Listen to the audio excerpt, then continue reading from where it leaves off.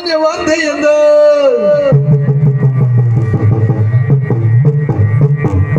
ಮನಮನವೆನ್ನುತ್ತ ಬೈಯುತ್ತ ಬಂದ ಮನೆ ಮನೆ ವಾರ್ತೆಯಿಂದ ದಿನನಿತ್ಯ ಕರಿ ಸಾಕಾಯ್ತು ಸೋಮಾರಿ ಕುಡಿಲಿ ದಿನನಿತ್ಯ ಕರಿ ಸಾಕಾಯ್ತು ಸೋಮಾರಿ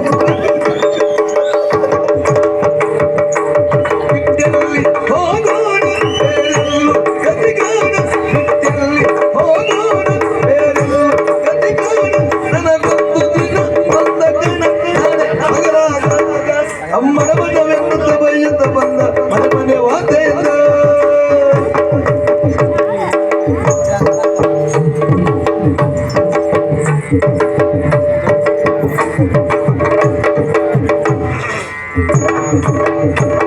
ಬಿಟ್ಟಲ್ಲಿ ಹೋಗೋಣ ಬೇರೆಲ್ಲೂ ಗತಿಗಾಣ ಬಿಟ್ಟಲ್ಲಿ ಹೋಗೋಣ ಬೇರೆಲ್ಲೂ ಗತಿಗಾಣ ನನಗೊಂದು ದಿನ ಬಂದ ಕಣ ಮನಮನವೆನ್ನುತ್ತ ಬೈಯುತ್ತ ಬಂದ ಮನೆ ಮನೆ ವಾರ್ತೆಯಿಂದ ಮನೆ ಮನೆ ವಾರ್ತೆಯಿಂದ ಮಣ ಮಣ ಮಣ ಮಣ ಅಲ್ಲ ಸ್ವಲ್ಪ ಕೆಲಸ ಇತ್ತು ಆಯ್ತು, ಇದೊಂದು ಚೂರು ಕೆಲಸ ಪೂರೈಸಿ ಇದೊಂದು ಬಿಡ್ಸಾಕ್ ಬಿಟ್ರೆ ಎಲ್ಲ ಮುಗೀತು. ಕೆಲಸ ಮಾಡಿ. ಓಯ್ ನಮಸ್ಕಾರ ನಮಸ್ಕಾರ ಅಂದೆ. ನಮಸ್ಕಾರ. ಆಮೇಲೆ ಮೊದ್ಲು ಒಳಗೋಗಿ ನೀರು ತಗೊಂಡ್ ಬಾ. ಶುರು ಆಗೇ ಹೋಯ್ತು ರಗಳೆ ಇವರು. ಹೌದಾ? ಬಿಸಿ ನೀರು ಕೂಡ ನಾ ಕುಡುವುದೂ ಇಲ್ಲ. ಯಾಕೆ? ನೀವು ಕಚ್ಚಿ ಕುಡಿತೀರಿ ನೀವು ಒಳಕ್ಕೆ. ಅಣ್ಣ ನಮಸ್ಕಾರ. ನಿಮಗೆ ಒಂದಿರ್ಲಿ ಅಂದ್ರೆ ಯಾವ್ದು ಕಪ್ಪ ಕೆಂಪ ಬಿಸ್ತೀರ ಕಪ್ಪ ಕಪ್ಪ ಕಪ್ಪ ಕಲಿಸ್ತೇ ಬರೀ ಇದು ಚಪ್ಪಿಚ ಗೋಳಿ ಬಜೆ ಸೀಗೆ ಗೊತ್ತಿರುವುದಿಲ್ಲ. ಒಂದೊಂದು ದಿವಸ ಚಪ್ಪಿಚ ಗೋಳಿ ಬಜೆ ಬಾಯಿ ನೋಡಿ ಮುಂಗುದು ನಮ್ಮ ಹಣೆ ಬರ ಹೇಗಾಗೋಯ್ತು ನೋಡಿ. ಒಂದು ಗಳಿ ಕೂತ್ಕೊಳ್ಳಿಕ್ಕಿಲ್ಲ ಮಾರ. ಕೆಲಸ ಕೆಲಸ ಕೆಲಸ. ಬೆಳಗ್ಗೆ ಶುರುವಾದ್ರೆ ರಾತ್ರಿ ಮಲಗುವವರೆಗೂ ಕೆಲಸ, ರಾತ್ರಿ ಶುರುವಾದ್ರೆ ಬೆಳಗ್ಗೆ ಆಗುವವರೆಗೂ ನಾವೇ ಕೆಲಸವೇ ಕೆಲಸ.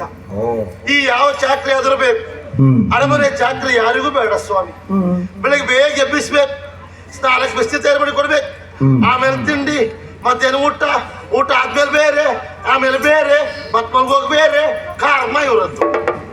ಎಷ್ಟು ಮಾಡ್ರು ಕಡಿಮೆ, ಸಾಕಂತ ಹೇಳುವುದಿಲ್ಲ. ಆಯಾಸ ಆಯ್ತು ಅಂತ ಹೇಳಿ ಇಲ್ಲಿ ಬಂದು ಕೂತ್ಕೊಳ್ಳೋಣವೇ ನೀವು ಬಿಡ್ತೀರಾ, ನೀವು ಶುರು ಮಾಡ್ತೀರಿ. ಅಲ್ಲ ಮಾರಾಯರೇ, ನಿಮಗೆ ಬುದ್ಧಿ ಹೇಳದ್ಮೇಲೆ ಆಯಾಸ ಆಗ್ತದೆ, ಕುಡಿಲಿಕ್ಕೆ ನೀರು ಬೇಕು ಅಂತ ನಿಮ್ಗೆ ಗೊತ್ತಿರುವುದಿಲ್ವಾ? ಗೊತ್ತುಂಟ. ತಂದಿಟ್ಕೊಳ್ಳುದಿಲ್ಲ ಯಾಕೆ? ಮತ್ ನೀ ಎಂತಕ್ಕಿದ್ದೆ ಇಲ್ಲಿ? ನೋಡಿದ ಹಣೆ ಬರ ಗಾದಿ ಮಾತು ಸುಳ್ಳಾಗುದಿಲ್ಲ. ಮಾಡೋ ಬಿದ್ರೆ ನೋಡ್ ನನ್ನ ಪೂಜೆ ಅಂತಿದ್ದಂತೆ. ಹಾಗೆ ಆಯ್ತು ನೋಡಿ. ನೋಡಿ ಸ್ವಾಮಿ, ಕಳೆದ ವರ್ಷ ಆದ್ರೂ ನಿಮ್ಗೆ ಕಾಲ್ ಗಂಟು ನೋವಿತ್ತು, ಉಪಕಾರ ಮಾಡುವ. ಈ ವರ್ಷ ರಾಗುವ ನಿಮಗೆ. ನೀನು ಒಂದು ಗಳಿಗೆ ಕುತ್ಕೊಳ್ಬಾರ್ದು. ನಾ ಕುತ್ಕೊಳ್ಬಾರ್ದು. ನಾವು ಒಬ್ಬರ ಸಂಬಳ ತಗೊಳ್ಳಲ್ಲ ಇಲ್ಲಿ, ಮತ್ತೆ ಧರ್ಮಕ್ಕೆ ಸೇವೆ ಮಾಡ್ತೀರಿ ನೀವು. ತಪ್ಪು ನಿಮ್ಮದೆಲ್ಲ ಸ್ವಾಮಿ, ತಪ್ಪು ನನ್ನದ್ದೇ. ಯಾಕೆ? ಆಯ್ಕೆ ಮಾಡ್ಕೊಳ್ಳುವಾಗ ಈ ಕೆಲಸವನ್ನೇ ಆಯ್ಕೆ ಮಾಡ್ಕೊಂಡಲ್ಲ, ಅದೇ ತಪ್ಪಾಯ್ತು ಅಂತ ಹೇಳುವುದು. ಅದೇ ಈ ಕೆಲಸ ಎಲ್ಲ ಆಗಿದ್ರೆ ನೋಡಿ, ಹೌದಾ? ಎದ್ಗೆ ಹೋಗಿ ಒಂದ್ ಗಳಿಗೆ ಪುಸ್ತಕ ಉಂಟಾ, ಮತ್ತೆ ಅವ್ರಿಲ್ಲ ಇಲ್ಲಿ ಪುಸ್ತಕ ಹಾಕಿಗೆ ಹೋದ್ರು, ಅನುಕೂಲ ಉಂಟು ಅವ್ರಿಗೆ. ಮತ್ತೆ ರಾತ್ರಿ ಆಯ್ತಾ ಪುಸ್ತಕ ಹಾಕಿ ಮಲಗಿದ್ರು. ನಮಗೆ ಹಾಗ ಏನ್ ಮಾಡೋ ಹೇಳಿ? ನಮಸ್ಕಾರ ಸ್ವಾಮಿ. ನಮಸ್ಕಾರ. ನನ್ನ ಪರಿಚಯ ಆಯ್ತು ನಿಮಗೆ? ಇಲ್ಲ. ನನ್ನ ಹೆಸರು ಸಿಂಹೇಶ್ವರ ಅಂತ. ಸಿಂಹೇಶ್ವರ? ಹೌದು. ಇದೇ ಹೆಸರಿನವ್ರು ಯಾರು ಇಬ್ರು ಇದ್ದಿದ್ರಲ್ಲ ಮರ, ಒಬ್ರು 2 ವರ್ಷದ ಹಿಂದೆ. ನಿಜವಾಗಿ ಅವರ ಆಳ್ತನಕ್ಕೆ, ಅವರ ಸ್ವರಕ್ಕೆ ಸಿಂಹೇಶ್ವರ ಹೇಳು ಸರಿ ಇತ್ತು. ಪಾಪ ಈಗ ಕಾಲ್ಗೆಟ್ ನೋವು ಅಂತ ಮನೆಯಲ್ಲೇ ಇದ್ದಾರೆ. ಯಾರ? ತೋಂಡಿ ಭಾವ. ತುಂಡಿ ಭಾವ. ಹೌದೌದು. ಆಗ ನನಗೆ ಸಿಂಹೇಶ್ವರನ ಹೆಸರು ಸಿಂಹೇಶ್ವರ. ಹೌದು. ಈ ಅರಮನೆಯಲ್ಲಿ ಮಾತಾಡ್ಲಿಕ್ಕೆ ಉಂಟಾ? ಮಾತಾಡಿದ್ರೆ ಕೆಲಸ ಬಂತಂತಲೇ ಲೆಕ್ಕ. ಸತ್ಯ ಹೇಳ್ತೇನೆ ನಿಮಗೆ, ಕೆಲಸ ಮಾಡಿ ಸಾಕಾಗೋಯ್ತು. ಹೌದಾ? ಸಾಕು ಈ ವರ್ಷ. ಅಂದ್ರೆ ಈ ವರ್ಷಕ್ಕೆ ಬಿಟ್ಟೆ, ಬೇರೆ ಕಡೆ ಹೊಟ್ಟೆ. ಹೌದಾ? ನನ್ನ ನಿನ್ನೆಲ್ಲ ಬೇರೆ ಯಾರು ಕರೀತಾರೆ ಮರ ನೋಡಿ. ಇದದಿ ಪ್ರಸಂಗ ಆಯ್ತು, ಇದು ಹೆಚ್ಚಾಯ್ತು ನಮ್ದಿದು. ಎಂತಕ್ಕೆ? ಬೇರೆ ಯಾರು ಕರೆಯುವುದಿಲ್ಲ ಅಂತ ಹೇಳ್ಬೇಡಿ, ಕರೆಯುವವರು ಬಹಳ ಜನ ಇರಬಹುದು. ಆದ್ರೂ ಸಮಸ್ಯೆ ಏನು ಕೇಳಿ, ಇಲ್ಲಿಂದ ಬಿಟ್ಟು ಬೇರೆ ಕಡೆ ಹೋದಲ್ಲಿ ಏನು ಇಷ್ಟು ಕೊಡುದು ಯಾರ? ಅದ ವಿಷಯ. ಆ, ಇಷ್ಟು ಕೊಡುವಿದ್ರೆ ನೀವು ಗೆಲ್ತಿದ್ರ? ನೀವು ಯಾವತ್ತು ಜಾಗ ಬಿಡ್ತಿದ್ರಿ? ಕೊಡುದಿಲ್ಲ ಅಂತ ಗೊತ್ತಾಗಿ ಇಲ್ಲೇ ಗಟ್ಟಿ ಕೂತ್ಕೊಂಡ್ಬಿಟ್ರಿ ನೀವು. ಸ್ವಾಮಿ ಆ, ಬಹಳ ವರ್ಷ ಇದ್ದವ ಹಾ. ಬಿಟ್ಟು ಹೋಗ್ತಾನೆ ಅಂತ ಅರ್ಥ ಏನು? ಒಂದೇ ಆರೋಗ್ಯದ ಸಮಸ್ಯೆಯೋ ಅಲ್ಲ ಮನೆ ಕಡೆ ಸಮಸ್ಯೆಯೋ ಹೀಗೆ ಇರ್ತದೆ ಅಂತ ಲೆಕ್ಕ ಹಾಕ್ಬಹುದು.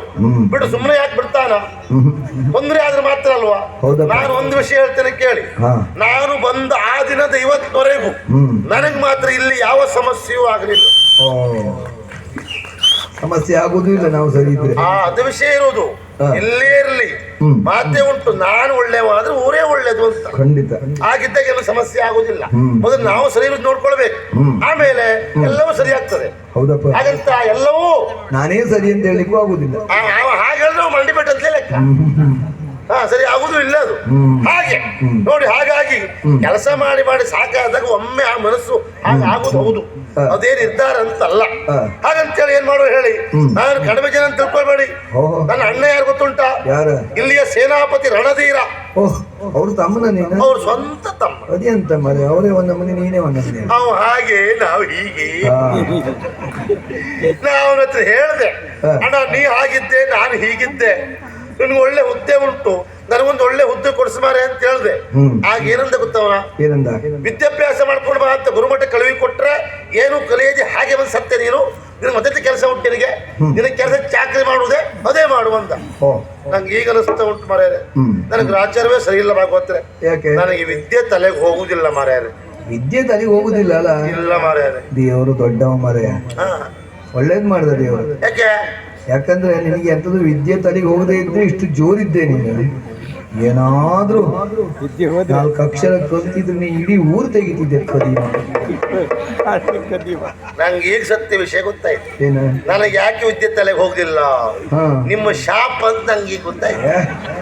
ಯಾರ ಶಾಪ ಆದ್ರೂ ಬೇಕು, ನಿಮ್ ಜಾತಿಯರ ಶಾಪ ಯಾರಿಗೂ ಬೇಡ. ಬಹಳ ಅಪಾಯ ಉಂಟದು ತೀರ್ಸ್ಕೊಳ್ಲಿಕ್ಕೆ. ಅದಲ್ಲ, ವಿದ್ಯೆ ಗೊತ್ತಿದ್ರೆ ಬೇರೆ ಉದ್ಯೋಗ ಸಿಗ್ತಿತ್ತೇನು ಅಂತ. ಮತ್ತೆ ಹೀಗಾಯ್ತಲ್ಲ ಮಾರ್ಯಾರ, ಹಾಗಾಗಿ ಬೇಸರ. ಹಾಗಂತ ನೋಡಿ ಈ ಅರಮನೆಯಲ್ಲಿ ರಗಳೆ ಅಂತ ಗೊತ್ತುಂಟ? ಮಹಾರಾಜರಿಗೊಬ್ಬ ಭಾವ ಇದ್ದಾನೆ ಹೊಯ್, ಅವನ್ ಯಾಕೆ ಸಾಯುವುದಿಲ್ಲ ಮಾರ್ಯಾರ? ಹೇಳ್ತೀಯ ತಮ್ಮ, ಅವನಿಗೆ ಕೈಕಾಲು ಸರಿ ಇಲ್ಲ, ನಿಂತ್ರೆ ಕೂತ್ಕೊಳ್ಲಿಕ್ಕೆ ಆಗುದಿಲ್ಲ, ಕೂತ್ಕೊಂಡ್ರೆ ನಿಲ್ಲಿಕ್ಕೆ ಆಗುದಿಲ್ಲ. ಅವನು ಚಾಕ್ರೆ ಮಾಡೋದು ನಾನು ಮಾರ್ಯಾರ. ಆ ಕೈಕಾಲು ಸರಿ ಇದ್ದಿದ್ದ ಸುಮ್ಮನಾದ್ರೆ ಕೂತ್ಕೊಂಡು ಸಾಯ್ತು ನಾವ ಇಷ್ಟಿಷ್ಟು ತಿಂತ ಮಾರ್ಯಾರ. ಮತ್ತೆ ಕೈಕಾಲು ಸರಿ ಇಲ್ದವರಿಗೆ ಬಾಯಿ ರುಚಿ ಹೆಚ್ಚು ಆಯ್. ಹೌದಪ್ಪ, ತೊಡುವುದು ನೀ ಹೇಳುದು ಬೇಡ, ಸತ್ಯ ಹೇಳ ನಿಮಗೆ. ಈ ಕೈಕಾಲ ಸರಿ ಇಲ್ದವ್ರು ಚಾಕ್ರಿ ಮಾಡೋದು ಯಾವ ಸತ್ತವನಿಗೂ ಬೇಡ ನೋಡಿ. ಹಪ್ಪರಗಳೇ ಮಾರ್ಯಾರ, ಯಾರಿಗೂ ಬೇಡ. ಹಪ್ಪರಗಳೇ ನೀವ್ ಹೇಳುದು ಬೇಡ. ಕಳೆದ ವರ್ಷ ನಿಮ್ಮ ಹೆಂಡತಿ ಹತ್ರ ಕೇಳಿದ್ರೆ ಗೊತ್ತಾಗ್ತದೆ ಎಷ್ಟು ರಗಳೆ ಆಯ್ತು. ಅಂದ್ರೆ ಸುಮ್ಮನಾದ್ರೆ ಕೂತ್ಕೊಳ್ತಾರ, ತೊಡು ಬಾಯಿ ತೊಡು ನಿಮ್ಗೆ. ಬೆಳೆಸಿಗೆ ಮಜೆ ಮಾಡೆ, ಈರುಳ್ಳಿ ಮಜೆ ಮಾಡೆ, ಅದು ಮಾಡೆ ಇದು ಮಾಡೆ ಹೇಳ್ಕೊಂಡು ಸರಿ ತಕೊಳ್ಳೋದು, ಹೋಗಿ ಕೂತ್ಕೊಳ್ಳೋದು, ಆಮೇಲೆ ತೊಳಸುದು ಯಾರ? ಇವನ ನನ್ನ ವಸ್ತಿ ಅದೇ. ಅವನು ಸರಿ ತಿನ್ನುದು ಮಾರ್ಯಾರೆ, ಆ ಕಡೆ ಹೋಗ್ಬೇಕು ಅಂತ ಹೇಳುದು. ಅವ್ನಿಗೆ ಹೋಗ್ಲಿಕ್ಕೆ ಆಗುದಿಲ್ಲ, ನಾನೇ ಕೂರಿಸ್ಬೇಕು, ಕೂರಿಸಿ ಬಿಡ್ಲಿಕ್ಕೂ ಇಲ್ಲ. ಅವನು ಬೀಳ್ತಾನೆ. ಅವನು ಆಗೋರೆ ನಾ ಹಿಡ್ಕ ನಿಂತ್ಕೊಳ್ಬೇಕಾ? ಯಾವ್ದಾರು ಬೇಕು ಅದು ಬೇಕಾ ಭಾಗವತ್ರೆ? ಕೆಲವು ದಿವಸ ಊಟ ಇಲ್ಲ, ನಾವು ಊಟ ಮಾಡೋ ಮತ್ತೆ ಕಣ್ಣು ಮುಚ್ಕೊಂಡೆ ಊಟ ಮಾಡೋದು. ಯಾಕೆ ಹೇಳಿ? ಕಣ್ಣು ಬಿಟ್ಟು ನಂಗೆ ಅದೇ ಕಣ್ಣು ಮುಚ್ಕೊಳ್ಳಿ ಅಂತ ತಿಂತಿರೋದು. ಅಯ್ಯೋ, ನನಗೆ ರಾಜ್ಯಕ್ಕೆ ಬೇರೆ ತಂದು ಇಡುದಿಲ್ಲ, ಅನ್ನ ತಂದಿರೋದು, ಅದೊಂದು ಅನುಕೂಲ. ಅಂತೂ ಇಂಥ ಅವಸ್ಥೆ ಈ ಬಂತು ವರ್ತಮಾನ. ನಾಳೆ ಅರಮನೆಯಲ್ಲಿ ಮದುವೆ ಅಂತೆ. ಮದುವೆ ಯಾರಿಗೆ ಏನು ಅಂತ ಗೊತ್ತಿಲ್ಲ, ಮದುವೆ ಅಂತ ಗಟ್ಟಿಯಾಗಿದೆ. ಮಹಾರಾಜರು ಹೇಳಿದ್ರೆ ಮಾಡೇ ಮಾಡ್ತಾರೆ. ಹಾಗಂತೇಳಿ ಮದುವೆ ಅಂದ್ಮೇಲೆ ಒಂದೆರಡು ಕೆಲಸ ಇರ್ತದ. ನನ್ನೆಲ್ಲ ಹೇಳಿ ಕಳಿಸಿದ್ದಾರೆ ಈಗ, ಆ ಸಿಂಹಸ್ವರ ಬರಬೇಕು, ಎಲ್ಲ ಅವನೇ ಮಾಡ್ಬೇಕು ಅಂತ. ಹೋಗದೆ ಇದ್ರೆ ಅಣ್ಣ ಬೈತ, ಆ ಕಡೆ ಮಹಾರಾಜರು ಬೈತಾರೆ. ನೋಡುವ ಏನಾಗ್ತದೆ ಅಂತ.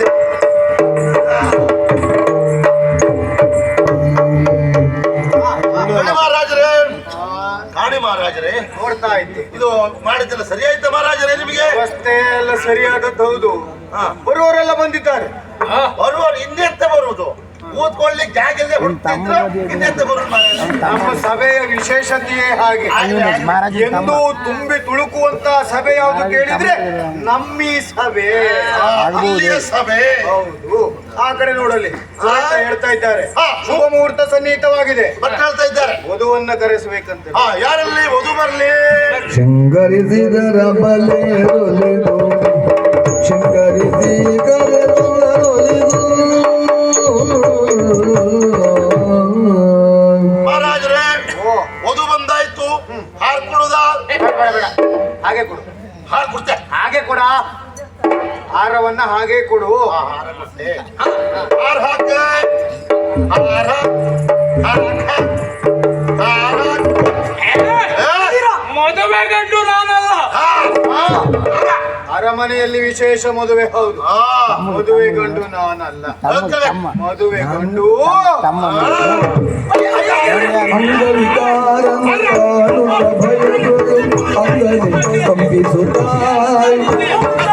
ಮಂಗಲವಾದ್ಯವು ಕರ್ಕಟವಾಗಲು ತುಂಬಿದು ಮಂಗಲವಾದ್ಯವು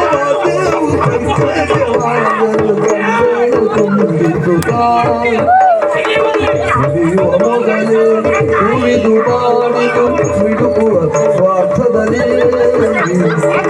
ಉಳಿಯುವ ಮೊದಲೇ ಭೂಮಿದು ಬಾಳಿದು ಮಿಡುಕುವ ಸ್ವಾರ್ಥದಲ್ಲಿ ಹುಡುಗಿಯ ನೆಲೆಯಿಂದ ಹರಿಮಣಿ ಕಟ್ಟಿದೆ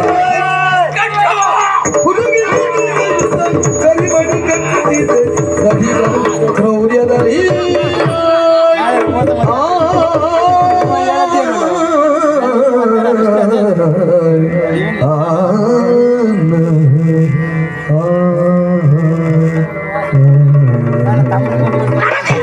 ಮೋಸಗೈದೆಯ ದುರ್ಗಧೀರವಾಗಿ ಒಲಿಸಿದ ನಿನ್ನ ವಂದನೆಯನ್ನು ಬಳಸಿಕೊಂಡಿರಿ ದೋಷವಾಯಿತು.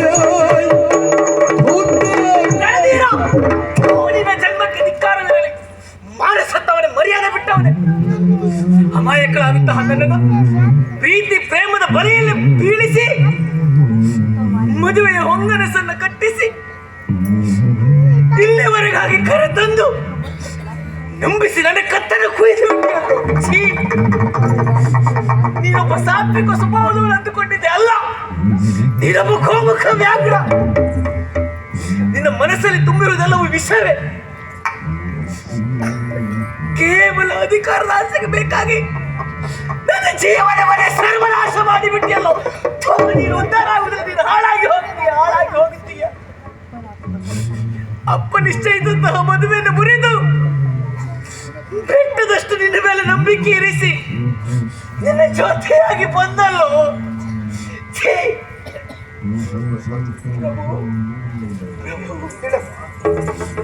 ಏನು ಸ್ವಾಮಿ, ಇಲ್ಲಾಗುತ್ತಿರುವುದು ಮೋಸದ ಮದುವೆ ಎನ್ನುವುದು ತಿಳಿದು ಕೂಡ ತಿಳಿಯದವರ ಹಾಗೆ ಒಂದೆಡೆಯಲ್ಲಿ ಕಲ್ಲಾಗಿ ನಿಂತು ಬಿಟ್ರಲ್ಲ ಪ್ರಭು. ನೀವು ನಿಮ್ಮಂತವರು ಹೇಗೆ ಮಾಡುದು ಸರಿಯಾ? ನೊಂದವರ ಕಣ್ಣೀರನ್ನು ಒರೆಸುವವರು ನೀವು. 4 ಜನರಿಗೆ ನ್ಯಾಯವನ್ನು ಹೇಳಬೇಕಾದವರು ಪ್ರಭು. ನನ್ನ ಸ್ಥಾನದಲ್ಲಿ ನಿಮ್ಮ ಅಕ್ಕನ ತಂಗಿಯೋ ಇದ್ದಿದ್ರೆ ಹೇಗೆ ನೋಡ್ಕೊಂಡು ಸುಮ್ಮನೆ ಇರ್ತಿದ್ರ ಪ್ರಭು? ನಾನು ಒಬ್ಬಳ ಹೆಣ್ಣು, ನನಗೂ ಆಸೆ ಕನಸುಗಳು ಇರ್ತದೆ ಅನ್ನೋದು ನಿಮಗೆ ಗೊತ್ತಾಗ್ಲಿಲ್ವಾ? ಹೋಗಿ ಹೋಗಿ ನನ್ನನ್ನು ಒಬ್ಬ ವಿಕಲಾಂಗನಿಗೆ ಇಂಥವನಿಗೆ ಕಟ್ಟಿಬಿಟ್ರಲ್ಲ ಪ್ರಭು. ಸಾವಿರಾರು ಜನ ಇಲ್ಲಿದ್ದೀರಿ, ಯಾರಾದ್ರೂ ಒಬ್ರು ಎದುರಿದ್ದು ಇದು ಮೋಸ, ಇದು ಅನ್ಯಾಯ ಎನ್ನುವ ಹಾಗೆ ಒಬ್ಬರಾದ್ರೂ ಧ್ವನಿ ಎತ್ತಿದ್ರ? ಇಲ್ಲ ಇಲ್ಲ, ನೀವೆಲ್ಲವರು ಒಂದಾಗಿ ನನ್ನ ಬದುಕನ್ನು ಹಾಳು ಮಾಡಿಬಿಟ್ರಿ. ಮೋಸ ಹೋದೆ, ನನ್ನ ಬದುಕು ಹಾಳಾಯ್ತು. ಅಯ್ಯೋ ದೇವ್ರೇ! ಅಮ್ಮ, ಯಾಕೆ ಈ ರೀತಿಯಾಗಿ ದುಃಖಿಸ್ತಾ ಇದ್ದೀಯ? ಮದುವೆ ಆದಂತಹ ಮರುಗಳಿಗೆಯಲ್ಲಿ ಮೋಸ ಮೋಸ ಮೋಸ ಎಂದು ಎಲ್ಲರಲ್ಲೂ ಹೇಳಿಕೊಳ್ಳುವುದಕ್ಕೆ ಮುಂದಾಗ್ತಾ ಇದ್ದೀಯಲ್ಲ.